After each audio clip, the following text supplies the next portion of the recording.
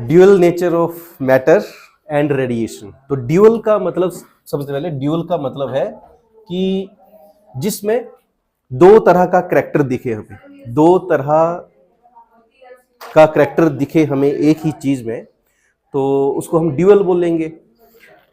जैसे जैसे जैसे जैसे जैसे मैंने ये बुक पकड़ी है, इस तरफ से इसमें कुछ और लिखा है और इस तरफ कुछ और लिखा है। अब आपको अगर यही फेस दिखे तो आप तो इसको रीड करेंगे, must for boards but why, और मैं इसको रीड कर रहा हूं कि अरिहंत फिजिक्स, मतलब कि हम दोनों सही हैं अपनी अपनी जगह पर, लेकिन हमारा जो देखने का जो व्यू पॉइंट है वो डिफरेंट है। आपको कुछ और दिख रहा है और मुझे कुछ और दिख रहा है, लेकिन हम दोनों गलत नहीं है।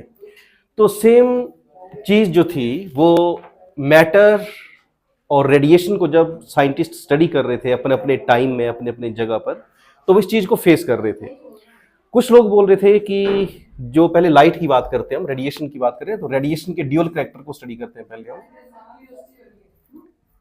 रेडिएशन में ड्यूअल करैक्टर, तो रेडिएशन में ड्यूअल करैक्टर को जब हम स्टडी कर रहे हैं तो रेडिएशन का ड्यूअल करैक्टर मतलब, इससे पहले हमने वेव नेचर लाइट का स्टडी किया, तो वेव ऑप्टिक्स में सारी उसको एज ए वेव हमने स्टडी किया। अब उसमें जब जे थॉमसन ने कैथोड रे ट्यूब एक्सपेरिमेंट किया, तो उसमें उन्होंने क्या ऑब्जर्व किया कि जब लो प्रेशर वैक्यूम ट्यूब में उन्होंने हाई पोटेंशियल अप्लाई किया दो इलेक्ट्रोड के बीच में, तो उन्होंने चार्ज पार्टिकल ऑब्जर्व किए। मतलब उनका जो सबसे पहला जो ऑब्जर्वेशन था जहां हमने electron as a particle study किया, तो वो जे थॉमसन का एक्सपेरिमेंट था। तो उसमें क्या स्टडी किया था उन्होंने कि इस तरह से एक वैक्यूम ट्यूब था और वैक्यूम ट्यूब में कैथोड लगे थे इस तरह से। यहाँ इसको मैं यहाँ लगा दूं तो यहाँ मैं इसको स्क्रीन की तरह ट्रीट कर सकता हूँ, और यहाँ पर हाई पोटेंशियल अप्लाई किया। तो जब हाई पोटेंशियल अप्लाई किया तो क्या ऑब्जर्व किया इन्होंने कि एक चार्ज पार्टिकल की स्ट्रीम जो थी वो ऑब्जर्व करी, और फिर बाद में एक्सपेरिमेंट कर करके उन्होंने ये पता लगा लिया कि जो चार्ज पार्टिकल है ये नेगेटिव, इनका जो पोलैरिटी है वो नेगेटिव है। फिर और आगे स्टडी करी और उसमें क्या ऑब्जर्व किया कि ये सिर्फ हाई पोटेंशियल अप्लाई करने से ही नहीं निकलती है, ये जो कैथोड रे है ना, इसको क्या नाम दिया, कैथोड रे का नाम दिया इन्होंने, इसको बोला cathode ray.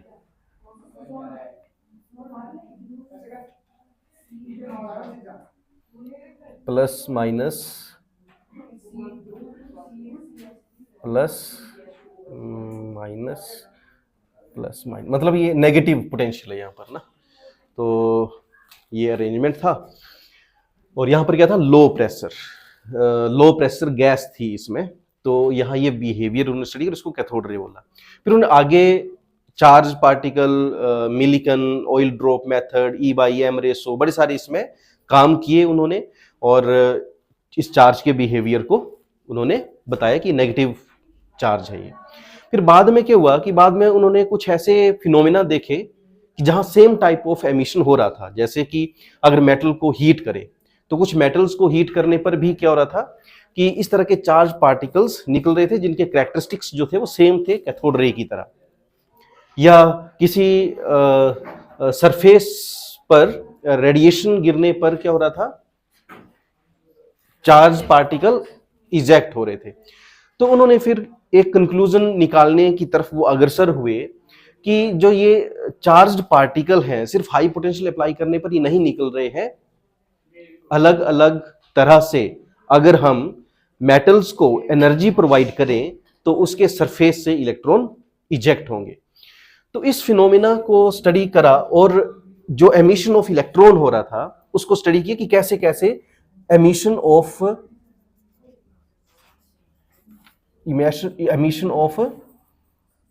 Electrons from metal surface. तो मेटल सरफेस से जो एमिशन ऑफ इलेक्ट्रॉन होगा वो कैसे कैसे होगा, तो उन्होंने क्या क्या ऑब्जर्वेशंस करे। कि अगर हम थर्मल एनर्जी प्रोवाइड करें तो उसको बोलेंगे थर्मल एमिशन।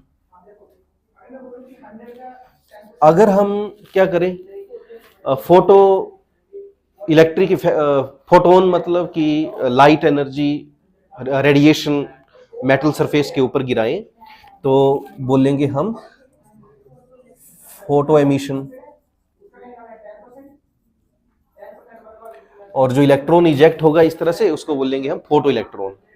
और यहां से जो इलेक्ट्रॉन इजेक्ट होगा उसको बोलेंगे थर्मल इलेक्ट्रॉन। यहां से जो निकलेगा उसको बोलेंगे फोटो इलेक्ट्रॉन। इसी तरह से सेकेंडरी एमिशन।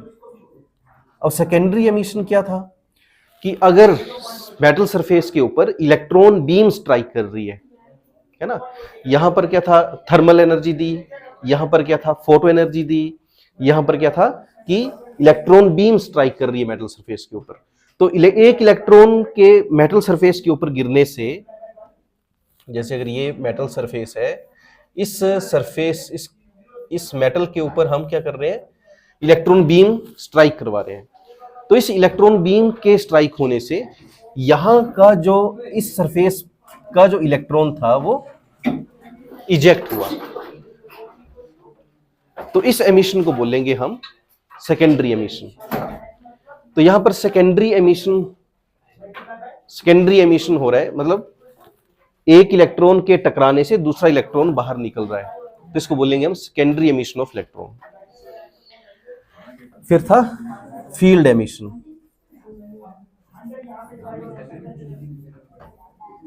और फील्ड एमिशन का मतलब क्या है कि अगर हम किसी मेटल को स्ट्रॉन्ग इलेक्ट्रिक फील्ड के बीच में रखें, तो स्ट्रॉन्ग इलेक्ट्रिक फील्ड के बीच में हमने किसी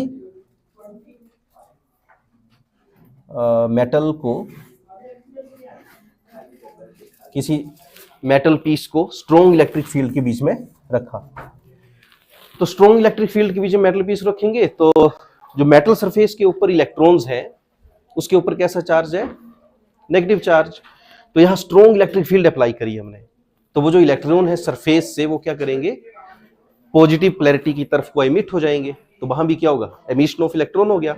और यहां जो एमिशन ऑफ इलेक्ट्रॉन हुआ वो किसकी वजह से हुआ, स्ट्रॉन्ग इलेक्ट्रिक फील्ड की वजह से। तो स्ट्रॉन्ग इलेक्ट्रिक फील्ड, तो इलेक्ट्रिक फील्ड का जो वोल्ट पर मीटर ना, इलेक्ट्रिक फील्ड की जो यूनिट होती है वोल्ट पर मीटर, ठीक है।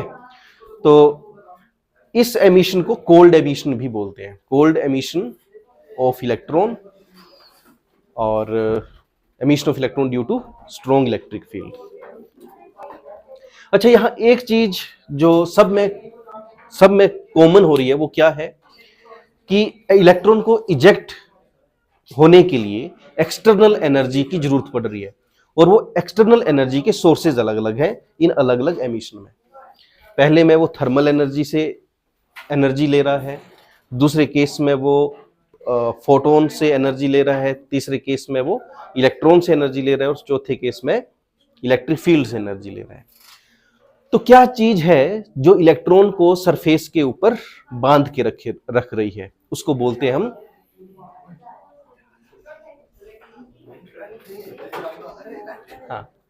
तो ये जो एनर्जी है जो इलेक्ट्रॉन को सरफेस के ऊपर बांध के रख रही है इसको बोलते हैं सरफेस बैरियर। क्या बोलते हैं इसको, सरफेस बैरियर। जो सरफेस के ऊपर इलेक्ट्रॉन को बांध के रख रहा है उसको बोलते हैं सरफेस बैरियर। और हर एक मेटल का सरफेस बैरियर अलग अलग होगा, है ना। अब क्यों बैठ रहे हैं भाई,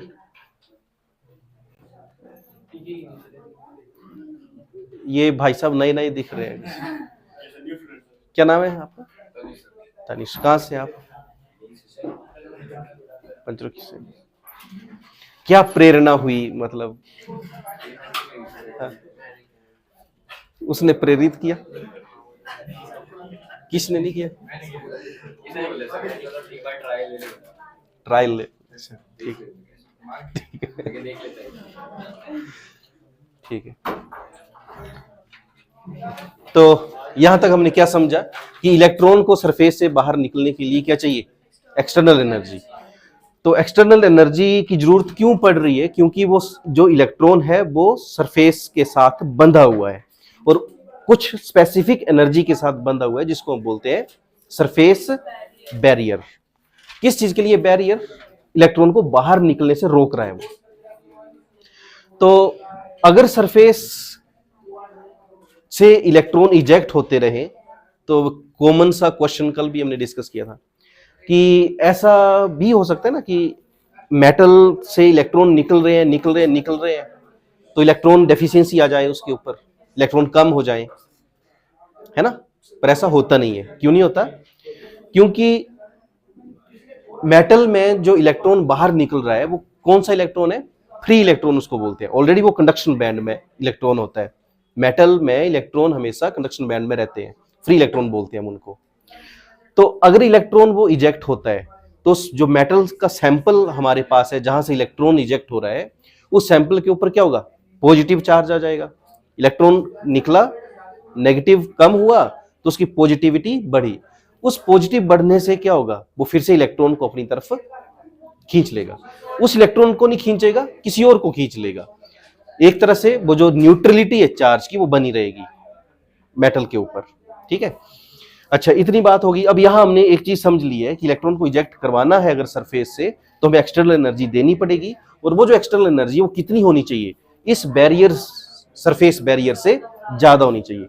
जब तक वो एनर्जी सरफेस बैरियर से ज्यादा नहीं होगी यहां से इलेक्ट्रॉन इजेक्ट नहीं होगा। तो अगली बात जो यहां समझनी है हमने वो है फोटो इलेक्ट्रिक इफेक्ट। नोट तो नहीं करना है आप लोगों ने इसको।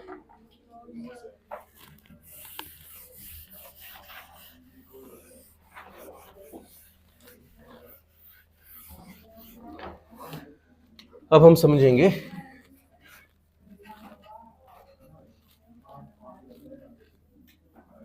Photo electric effect. तो फोटो इलेक्ट्रिक बोल दे तू, कोई बात नहीं, कि मेटल सरफेस से इलेक्ट्रॉन के निकलने की बात समझ ली ना हमने। अब वो जो इलेक्ट्रॉन निकल रहा है वो किसकी वजह से निकल रहा है, फोटोन की वजह से निकल रहा है। तो फोटो इलेक्ट्रिक इफेक्ट तक पहुंचने से पहले इस चीज को सबसे पहले ऑब्जर्व किसने किया और कैसे ये हमें फिनोमेना पता चला, वो था, इसका जो क्रेडिट जाता है किसको, हर्ट्ज को जाता है। तो हर्ट्ज क्या कर रहा था, इलेक्ट्रोमैग्नेटिक वेव्स के एक्सपेरिमेंट कर रहा था। तो इलेक्ट्रोमैग्नेटिक वेव के बारे में हमें क्या पता है कि अगर, अरे यार फोकस करो ना, फिर ऐसे क्या फायदा।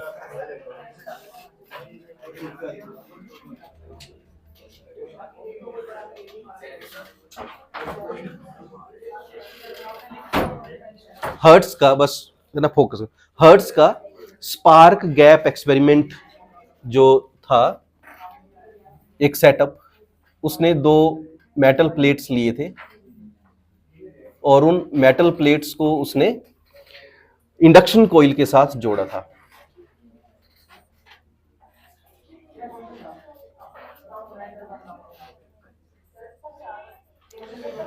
तो अब यहां पर जो स्पार्क गैप बनने थे उनको डिटेक्ट करने के लिए उसने एक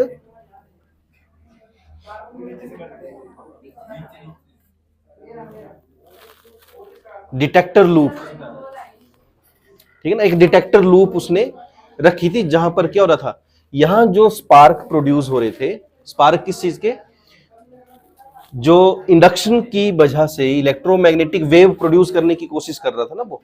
और इलेक्ट्रोमैग्नेटिक वेव में क्या होता है, इंडक्शन, अगर इलेक्ट्रिक फील्ड चेंज हो रही है तो मैग्नेटिक फील्ड प्रोड्यूस होगी, और मैग्नेटिक फील्ड चेंज हो रही है तो इलेक्ट्रिक फील्ड प्रोड्यूस होगी। तो वो इन चीजों को वेरीफाई करने के लिए एक सेटअप बनाया था उसने। और इस सेटअप में उसने क्या ऑब्जर्व किया कि ये जो डिस्चार्ज डिटेक्ट हो रहा था इस डिटेक्टर लूप में, इस चार्ज की इंटेंसिटी बढ़ जाती है अगर इन प्लेट्स के ऊपर यूवी रेज गिराई जाती है। तो जब यूवी रेज इन प्लेट्स पर गिराई गई तो यहां चार्ज की इंटेंसिटी बढ़ गई। तो उसने यहां पर एक थ्योरी की वेरिफिकेशन कर दी। कौन सी थ्योरी? कि जो हम बात कर रहे थे ना, सरफेस पर एनर्जी डलने से इलेक्ट्रॉन इजेक्ट हो रहे हैं, उस चीज को वेरीफाई किया हर्ट्ज ने इस एक्सपेरिमेंट से, और इसको नाम दिया फोटो एमिशन या फोटो इलेक्ट्रिक इफेक्ट। उसने फिर अलग अलग तरीके से इस चीज को वेरीफाई किया कि वाकई में ऐसा हो रहा है कि जब यहाँ पर लाइट इंटेंसिटी बढ़ाई जाए यूवी रेज की, तो ये जो चार्ज पार्टिकल की इंटेंसिटी थी वो बढ़ रही थी। अब इसके बाद इस चीज को और ज्यादा अच्छे तरीके से डेमोन्स्ट्रेट करने के लिए कौन आए? Hallwachs and Lenard observation. Hallwachs and Lenard, Hallwachs HALWACHS, Hallwachs and Lenard observation. अब हाल्बach और लेनार्ड ने क्या किया? इन्होंने एक तो इन्होंने एक इलेक्ट्रोस्कोप की हेल्प से डेमोन्स्ट्रेट किया कि एक इलेक्ट्रोस्कोप पे क्या किया? इलेक्ट्रोस्कोप होता है ना इस तरह से, एक ट्रांसपेरेंट जार है और इसमें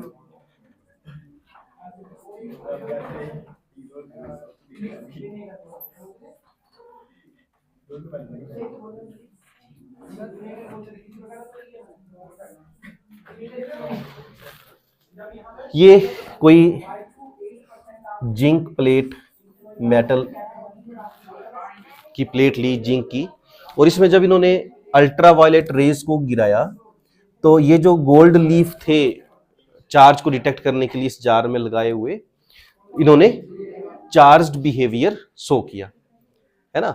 ये दोनों एक दूसरे से रिपेल करे दोनों लीफ, तो इसका मतलब है कि चार्ज्ड हो गए। तो चार्ज किस वजह से हुए? क्योंकि जब यूवी रेज जिंक की प्लेट के ऊपर गिरी तो जिंक से इलेक्ट्रॉन इजेक्ट हुए, इलेक्ट्रॉन इजेक्ट हुए तो इसके ऊपर पोलैरिटी आ गई, पॉजिटिव पोलैरिटी। तो उस पॉजिटिव पोलैरिटी को इन्होंने, इस लीफ ने शो किया, डेमोन्स्ट्रेट किया। तो एक तो ये फिनोमिना इन्होंने दिखाया यूवी रेज से इलेक्ट्रॉन के इजेक्ट होने का, और इसी चीज को फिर एक प्रॉपर सेटअप दिया गया डेमोन्स्ट्रेट करने के लिए।